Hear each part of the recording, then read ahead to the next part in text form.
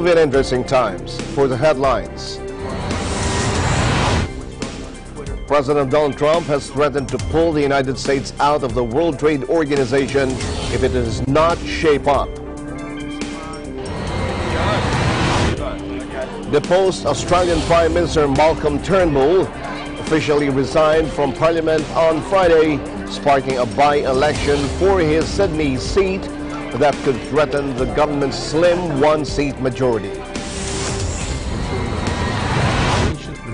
Russian President Vladimir Putin will hold talks with his Turkish counterpart Recep Tayyip Erdogan on the sidelines of a tripartite summit, with Iran being prepared in the Tehran, the Kremlin said on Friday.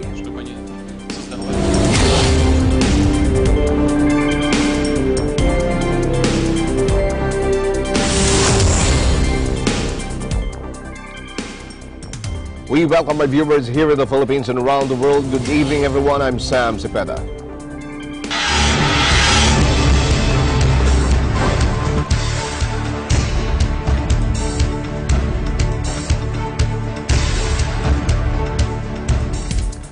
President Donald Trump has threatened to pull the United States out of the World Trade Organization if it does not shape up. His remarks made in an interview with Bloomberg News on Thursday were the latest in a series of attacks on institutions of the global order that the U.S. helped to build after World War II.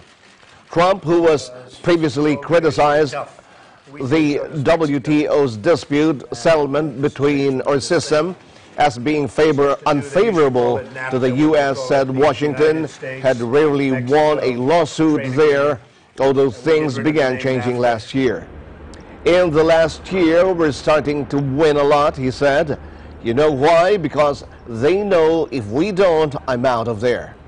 Trump made the threat as Washington presses challenges at the WTO against trading partners that have fought back against tariffs on importers that were imposed by the Trump administration. You can't do that.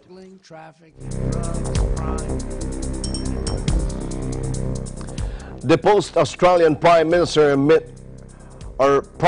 Malcolm Turnbull officially resigned from Parliament Friday, sparking a by-election for his Sydney seat that could threaten the government's slim one-seat majority. Moderate Turnbull, 63, was ousted a week ago in a Liberal Party coup driven by a hardline Conservative faction, and he indicated at the time he would not move to the backbench. And new Prime Minister Scott Morrison paid tribute to his legacy of great achievement. Turnbull was unseated after almost 3 years by a determined challenge from his own Home Affairs Minister, Peter Dutton, who himself lost out to a stealth campaign by Morrison, a Turnbull ally, in a party ballot.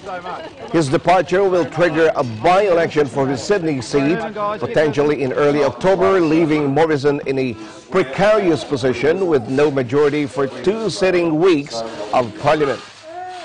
Several Liberal candidates have already emerged, including former Business Council of Australia Executive Director Andrew Bragg and Dave Sharma, who used to be ambassador to Israel.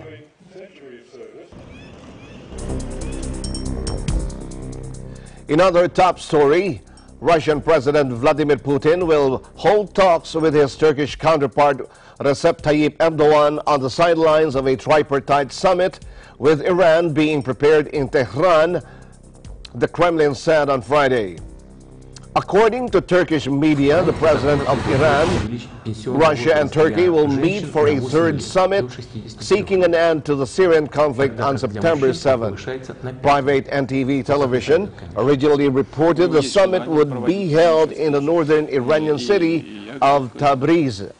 But Kremlin spokesman Dmitry Peskov said the Iranian side went back to the option of Tehran.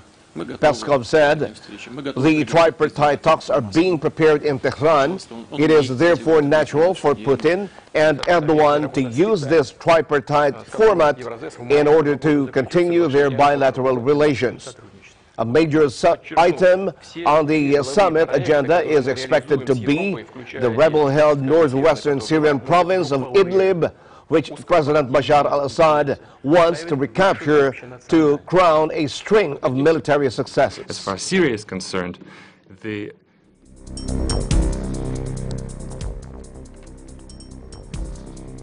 In other news, an Australian filmmaker was sentenced to 6 years in prison on Friday after being convicted of espionage in Cambodia. James Ricketson has been held in jail since his arrest in June last year after he flew a drone over a rally held by the opposition Cambodian National Security or Rescue Party, which was dissolved months later. After a 6-day trial, Judge Seng Liang found the 69-year-old Ricketson guilty on 2 charges of espionage. The prosecution had accused Ricketson of working as a filmmaker in Cambodia for years as a front for spying. His lawyer, Kong Sam-on, told reporters waiting outside the court that he plans to request a royal pardon from the Cambodian king.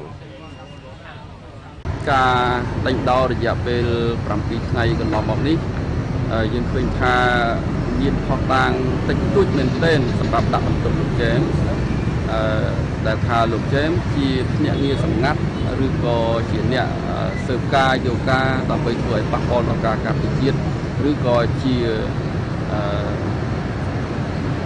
ចារកម្មក្នុងការធ្វើកិច្ចការណាមួយប្រឆាំងទៅនឹងរដ្ឋាភិបាលកម្ពុជា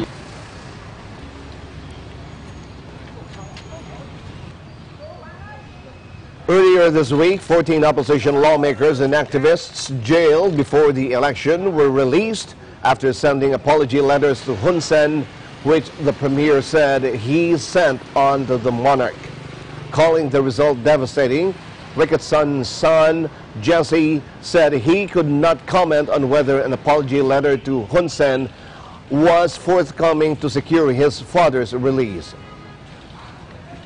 The human toll of this situation is really hard for everyone, and this result will send shockwaves out through all of our family and our community and all of James's supporters, and it's a really long, hard road to this point, and now to get this result is just heartbreaking, and I feel so much for my father right now. Robertson said the Australian was used as a scapegoat by the government to crack down on political opposition. He also criticized what he said was inaction by the Australian government in failing to publicly and consistently challenge the ludicrous charade and demand Ricketson's immediate and unconditional release.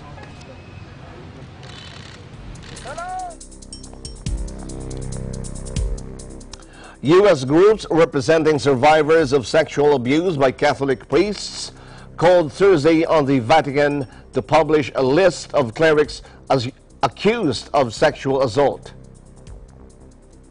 The calls came after Archbishop Carlo Maria Vigano, a former Vatican envoy to Washington, dropped an 11-page bombshell letter on Saturday accusing Pope Francis of ignoring sexual abuse allegations against prominent U.S. Cardinal Theodore McCarrick. According to Peter Isley, founding member and spokesperson for Ending Clergy Abuse, the Vatican dossier on McCarrick contains underlying facts concerning Pope Francis and 2 other popes, Benedict and John Paul, that shows they covered up clerical sexual abuse. Pope Francis and these other popes, Benedict and John Paul, covered up for McCarrick's sexual abuse. That's what's in there. That's the only thing that's going to give us any answers. Why isn't the Department of Justice looking into this? We're citizens of the United States. Children are being harmed as citizens of the United States. Where is our embassy, our ambassador? In his letter, Vigano also linked homosexuality within the church to sexual abuse of children, something Isley rejected as utterly false. Completely unacceptable and immoral. For Isley, there is a criminal network within the Catholic Church that is being covered up by bishops of all sides. Thorough investigation is necessary to be able to look at how this cover-up and how the crimes are occurring throughout the country, and it could also look at what's happening when they send people abroad. The U.S. Catholic Church has been in upheaval over recent revelations of a massive pedophilia scandal in Pennsylvania involving more than 300 priests said to have abused more than 1,000 children. She called for a federal investigation in all church entities to find evidence of sex crime against children and of the cover-ups, which include sending priests abroad, all of which would make the crimes prosecutable.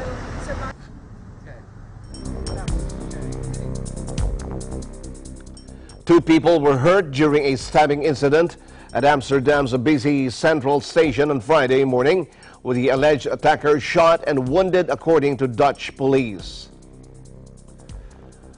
A suspect has been shot after a stabbing incident at Amsterdam Central Station, Dutch police said on Twitter, indicating that the station had been evacuated and closed off to all rail traffic.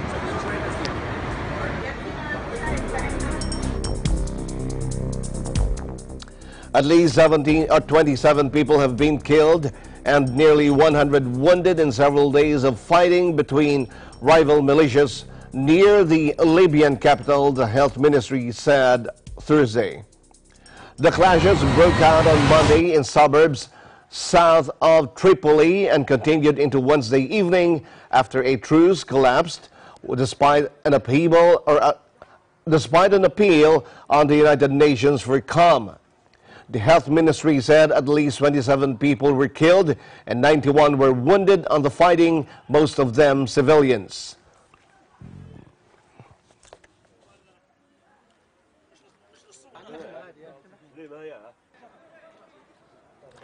Fayez al-Sarraj, the leader of the internationally recognized government of National Accord, has tasked forces from western and central regions of Libya with ensuring the rivals adhere to the ceasefire. These forces are meant to guarantee the withdrawal of two rival camps from front lines and ensure normal life returns in the districts affected by the fighting. The Misrata and Zintan militias controlled the Libyan capital from the fall of dictator Muammar Gaddafi in 2011 until 2014, when a coalition of militias, mainly from Misrata, seized the city.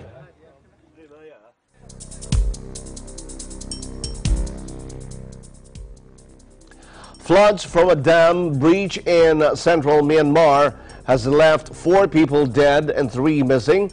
A ministry official confirmed Friday the first casualties reported 2 days after a portion of the levee collapsed from heavy monsoon rains. The deceased were 3 men and 1 woman, said Piu Lele Tun, a director of the Ministry of Social Welfare, Relief and Resettlement. According to report, 4 people were killed and the 3 went missing during the floods. A large swath of central Bago region has been inundated after the Swar Chang Dam spillway collapsed causing a deluge of water to drain out of the levee into surrounding villages and farmland. Southeast Asia's monsoon season often brings heavy rains to the region, causing widespread flash floods in Myanmar that recently forced 150,000 people to flee their homes.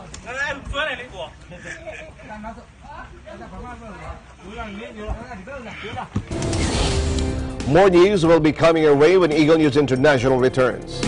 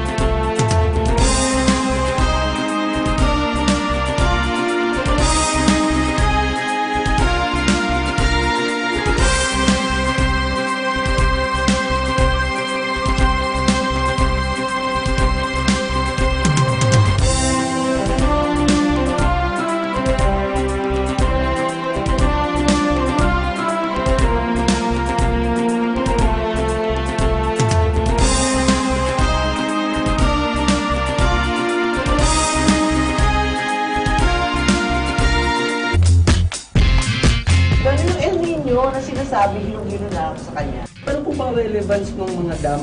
Yung mga napapanood daw sa Hollywood, yung mga sumasabog na dam. Gong, maraming salamat. Malaking tulong ito mula sa Ilocos hanggang sa NCR, Marikina, Tucumán. First time nyo bang gamitin yung mga modular tents na yun?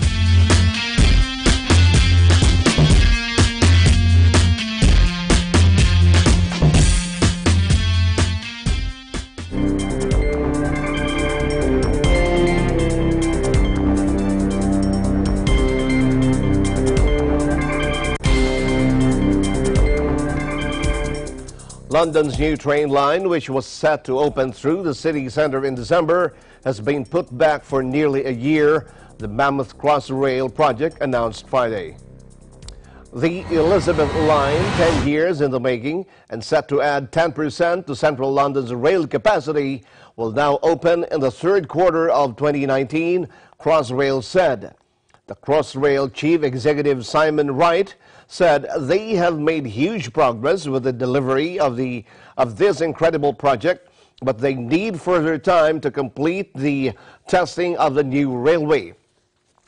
Mark Wilde, London Underground and Elizabeth Line Managing Director, said the delayed opening is disappointing, but ensuring the Elizabeth Line is safe and reliable for their customers from day one is of paramount importance.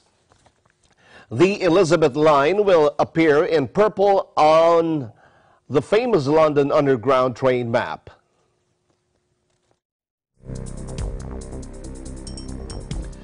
Amid farmlands on the outskirts of Beijing, a massive construction site rising above the horizon bustles with activity as 8,000 workers build a new mega airport. Wow.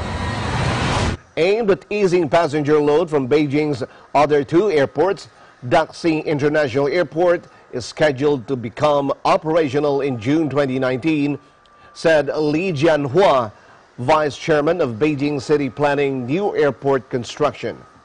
It will operate at the full capacity by 2025, with 8 runways expected to transport 72 million passengers annually, making it set to be the world's busiest airport.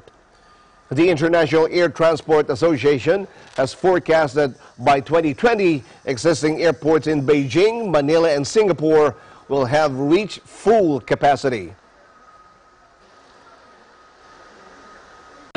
因为这个航站楼它的技术复杂性呢，包括施工组织的难度可是很大的啊。我们整个结构呢，就是混凝土结构呢有105万方混凝土啊，20多万吨钢筋啊，20多万吨。 According to IATA Chief Alexandre de Juniac, some 7.8 billion people are forecast to fly worldwide by 2036, with nearly half of passengers flying to, from, or within Asia Pacific earlier this year.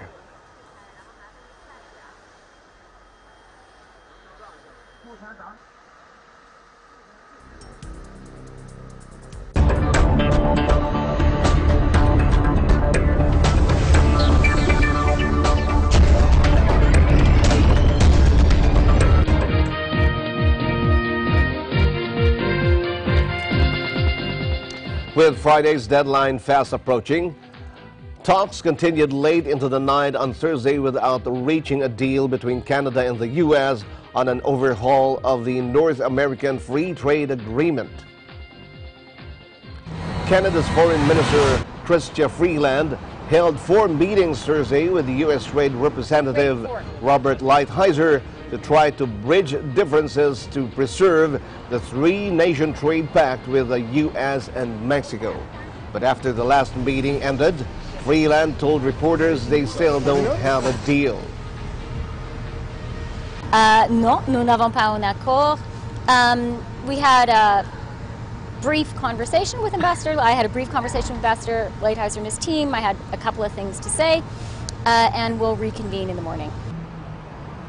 The White House plans to notify Congress on Friday of its intention to enter into a new free trade agreement to provide the required 90 days notice that would allow NAFTA 2.0 to be signed by December 1, when Mexico will install a new president.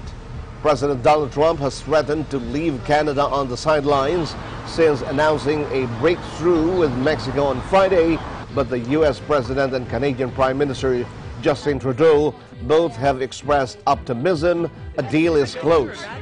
And the new NAFTA includes a higher percentage of locally produced components in autos, or a requirement that a percentage of vehicles must come from high-wage factories, tougher worker protections, and a provision to review the 16-year deal every 6 years.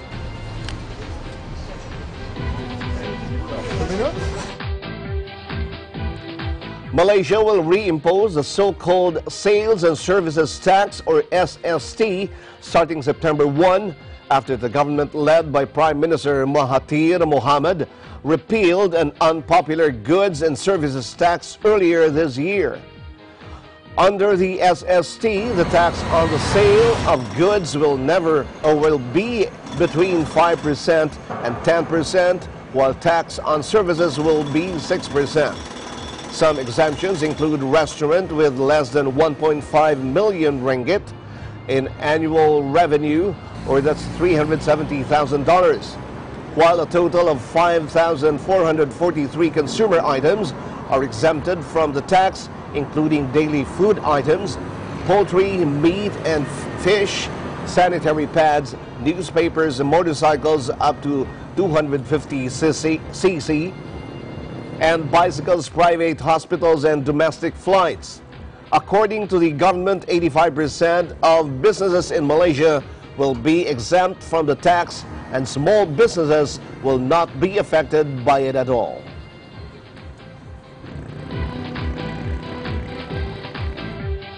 Argentina's central bank announced it has raised its benchmark interest rate from 45% to 60% in a bid to arrest a slide in the value of its currency. Earlier, Marcos Peña, President Mauricio Macri's cabinet chief, was forced to deny the government was facing an economic disaster. The sell-off left the peso trading at around 39 to the dollar. Macri was unexpectedly requested an acceleration to the IMF funding of $50 million agreed in June. The government has already drawn down a first tranche of $15 billion, some of which has been used to try and prop up the peso. The bank pledged to keep interest rates unchanged at 60% until at least December.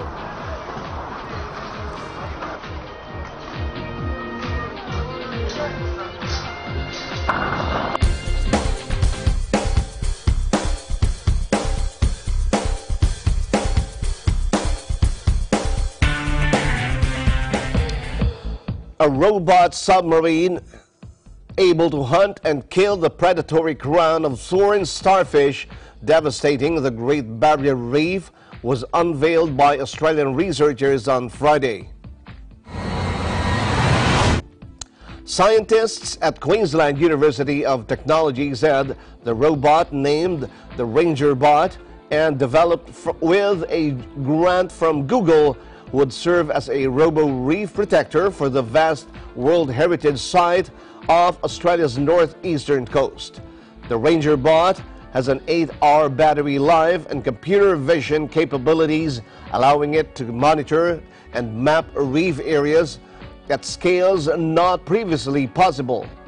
Software will also enable the bot to detect crown of thorns starfish which eat corals and instigate an injection which is fatal to the predators, he said, adding that the injection is harmless for other reef creatures.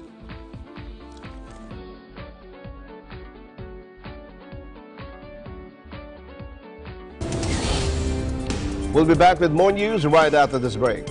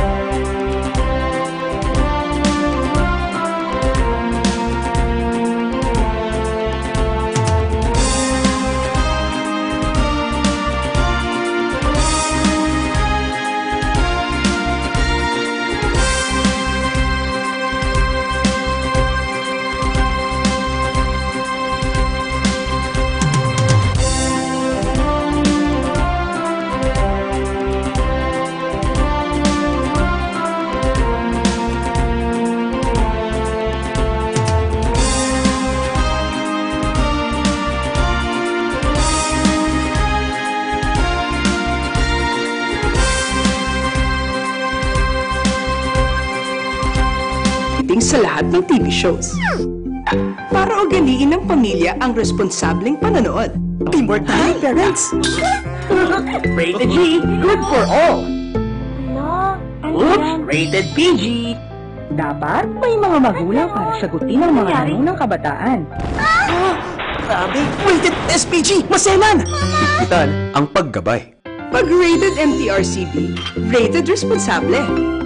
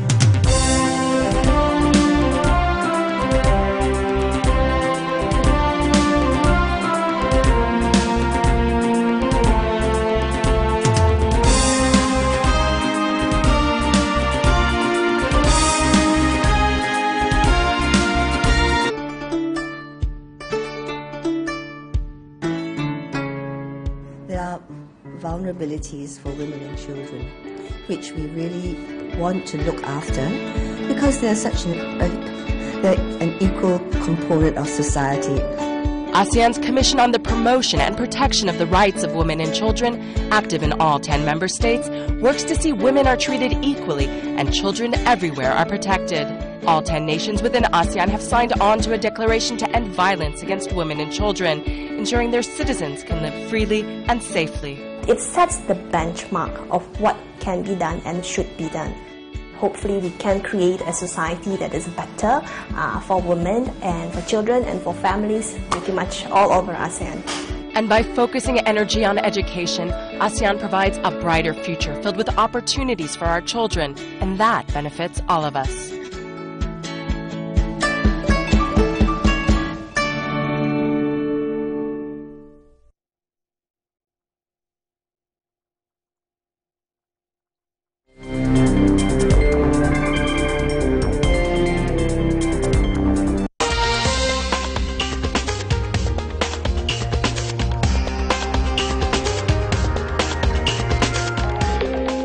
Hundreds of dead fish rot in the sun on the banks of fish breeding ponds in Basra, one of the most populous provinces in Iraq and the only one to have access to the sea.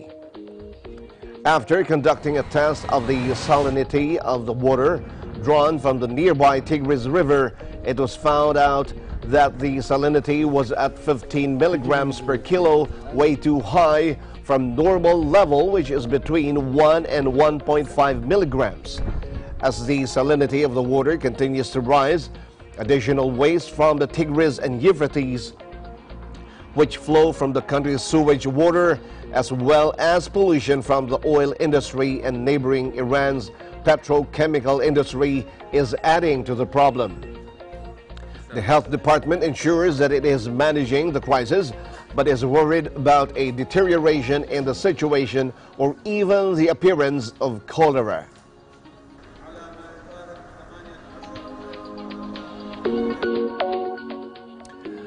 British Prime Minister Theresa May's somewhat stiff dance moves won mixed reviews on Wednesday as she became an unlikely social media star with her Maybot maneuvers. The PM got into the groove in Cape Town on Tuesday when she was welcomed to South Africa by some dancing school children. The 61-year-old joined in the fun with some shapes reminiscent of gangly former England footballer Peter Crouch's robot dance before looking up, clocking the cameras and drastically reining it in. The Daily Telegraph newspaper said it was the exact moment where she loses the will to live. The forthcoming avalanche of social media mockery appearing before her very eyes. The Sun compared her to John Travolta with the headline Mayan Alive, but called her performance too curling. The Daily Mail said the robotic nature of her game attempts saw her moves dubbed the Maybot on social media. And as we've seen today, actually, this is not just about changing behaviour and stopping the use of plastic. It's about a more sensible use and making use of recyclable plastics. And I've been hugely impressed by what I've seen today from each of the Scout troops here and the differences that you have been making. You know, May's dance made it onto the front page of The Guardian, which called it an impression of a wobbly fridge.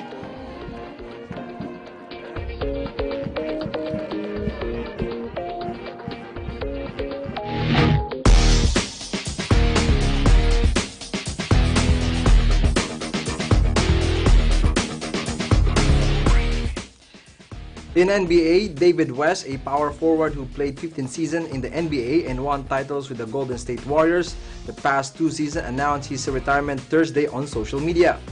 He said, "I have been fortunate enough to live out my childhood dream of playing in the NBA." West wrote in a statement, "After 15 seasons, I have decided to retire from the game of basketball. I am humbled and thankful for the support of my family, friends, coaches, and fans throughout this experience. To anyone who has ever cheered me on, be in my corner, prayed, or simply said a nice word on my behalf, I am grateful." West, an American who turned 38 on Wednesday, was the 18th overall selection in the 2003 NBA draft by the New Orleans Hornets and played for the team until 2011 when he joined the Indiana Pacers. He went to San Antonio for the 2015-2016 campaign and spent his final 2 seasons with the Golden State, helping the Warriors to back-to-back NBA crowns as a reserve. West, a 2-time NBA All-Star, averaged 13.6, 6.4 rebounds, and 2.2 assists, a game over 1,034 career NBA appearances. Injured Krishan Vikas pulled out of his Asian Games boxing semifinals Friday, a source within the team told the media, denying him the chance of repeating his 2010 gold-winning performance. India's leading middleweight suffered a nasty cut just above his left eye after an accidental clash of heads in the first round of his quarterfinal against China's Erbike Tanglitahan on Wednesday. He went on to win a split decision after being forced to box at a distance to protect the wound, but his withdrawal means he will have to settle for a bronze medal. His eye was swelling badly by the end of the contest and almost completely shut, and when asked by the media if there was enough time to get it fixed before Friday's semifinal. But time has run out, with the source adding that the boxing team's doctor had pronounced him unfit to fight against Abelkan Amankul of Kazakhstan, who receives a walkover to Saturday's final. There, the big punching Kazakh will meet either Yumir Felix Marshall of the Philippines or Israel Madrimov of Uzbekistan. Vikas' quarterfinal win meant he became the first Indian to win 3 Asian Games boxing medals and will add the 2018 bronze to his gold of 2010 in Guangzhou and bronze 4 years ago in Incheon. Meanwhile, Kiyomi Watanabe settled for silver in the Asian Games, bowing to Nami Nabekura of Japan in women's 63kg judo final on Thursday. Nabekura, the world number 3 in the world rankings in the weight category, earned the win with a 2 waza-ari against Watanabe. It was the Philippines' first silver medal in these games. The Philippines is in 7th place with 4 golds, 1 silver, and 13 bronze. And here is the medal tally for the 2018 Asian Games.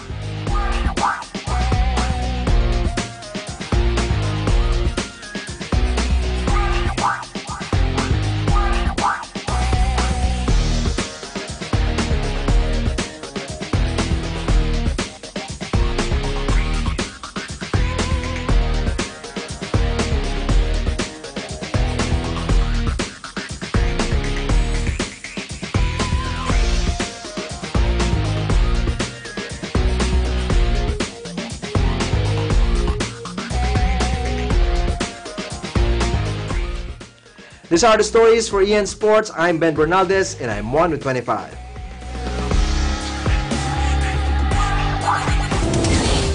We'll be back with more news right after this break.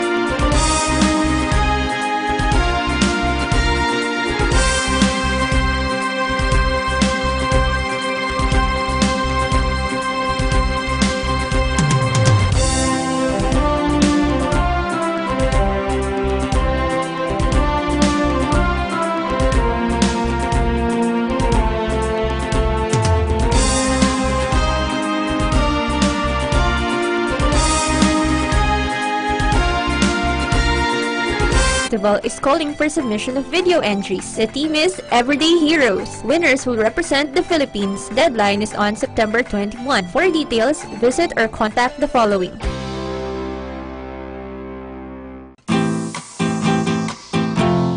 I am Butch Antonio. I'm the Deputy Executive Director for International Affairs of the Samahang Basketball ng Pilipinas. I am 1 with 25. Ang kagutuman at malnutrisyon ay isa sa mga lumalalang problema na kinakaharap ng ating bansa at maging ng buong daigdig. Sa pag-aaral ng Social Weather Stations o SWS, nasa mahigit 2 milyong pamilyang Pilipino ang nagsabing nakaranas sila ng gutom sa unang quarter ng 2018. Sa isang pag-aaral naman ukol sa estado ng kalusugan ng mga bata sa bawat bansa, ang Pilipinas ay naging pang-104 mula sa pang-76 na pwesto dahil sa mas dumaraming kaso ng malnutrisyon at pagkabansot sa mga bata. Para maiwasan ang labis na kahirapan at kagutuman, isa sa nakikitang solusyon ang gulayan sa bakuran. Ang gulayan sa bakuran ay uri ng backyard gardening o munting taniman ng gulay para mapagkunan ng pagkain. Tiyakin lang na sa itatanim na mga gulay dapat maging pili. Ang mga buto o binhi may sapat na lupang pagtatamnan o plating bukod sa may distansya. Ang bawat isang halaman kailangan din ng sapat na pagdidilig, pagtatanggal sa damo at paglalagay ng pataba. Bukod sa makakatipid, isang stress reliever ang pag-aalaga ng mga tanim, lalo na't nakikita mo itong lumalago at iyong inaani. Higit sa lahat, makakakain ka ng sariwang gulay mula sa iyong pinagpaguran. Dahil kapag may tanim sa sariling bakuran at bakanting lote, makatitiyak ka na malinis at ligtas sa kemikal ang kinukonsumong gulay. At kami po sa Mata ng Agila, hinikayat po namin ang lahat na magkaroon ng gulayan sa bakuran.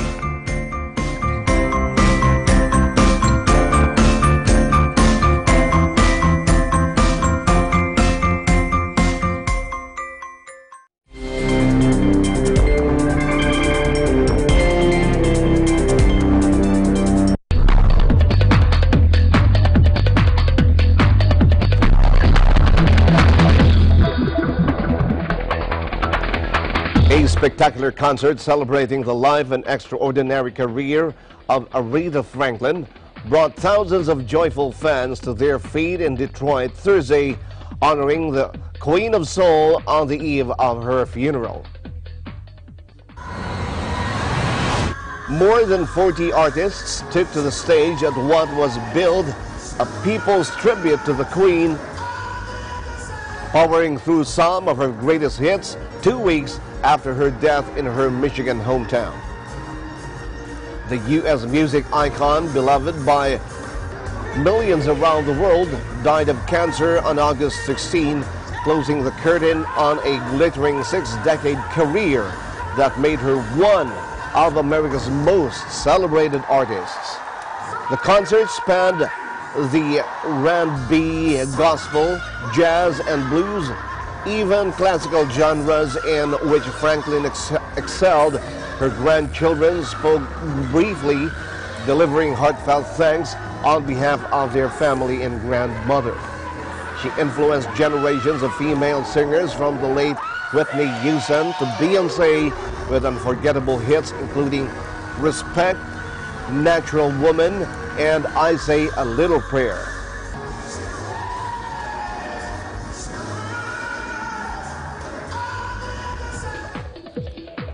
Popular Russian singer and pro-Kremlin lawmaker Iosif Kobzon, sometimes called the Soviet Frank Sinatra, died at the age of 80 on Thursday.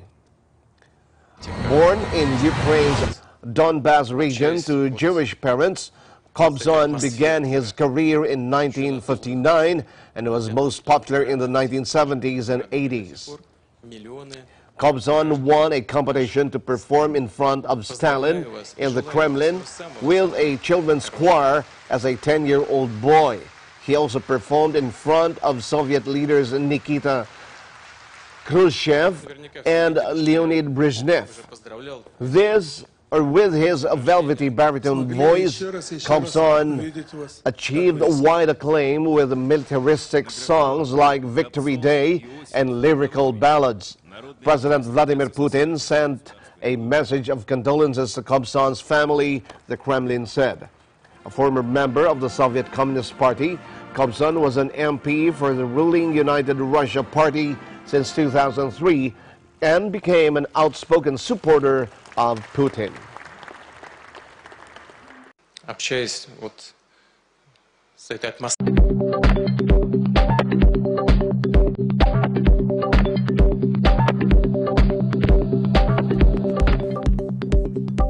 An artist in Nairobi, Kenya, turns junk into wonderful works of arts.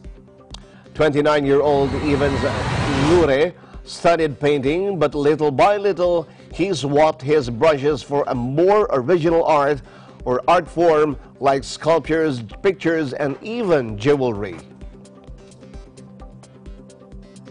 Peacock, this was inspired by the culturally, you know, the forks and the spoons. Because I was out buying my junk and I saw them for so many, and I thought these ones will fit very much into the peacock. For Evans, recycling rubbish and reducing waste has become a way of life that he hopes will catch on in Kenya. A full-time artist, Evans held his first exhibition in Nairobi a few months ago. He is now working flat out of new pieces that he hopes to display to the public soon.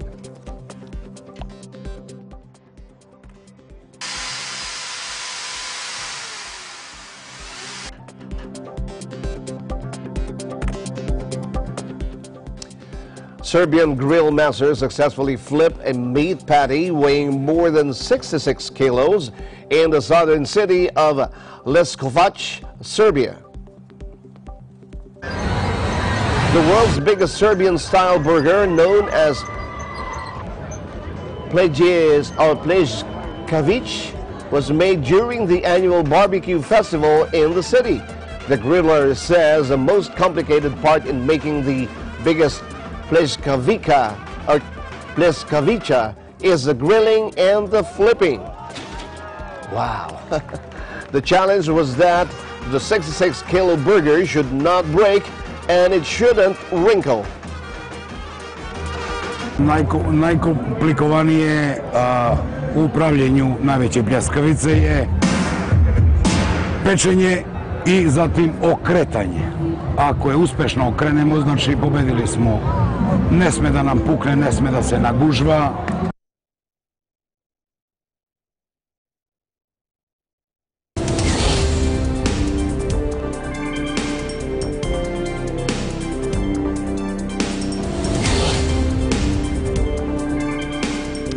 Don't forget to like us on Facebook, follow us on Twitter and Tumblr.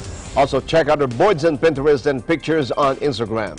I'm Sam Cepeda. Thanks for joining us. And I'm Juan with 25.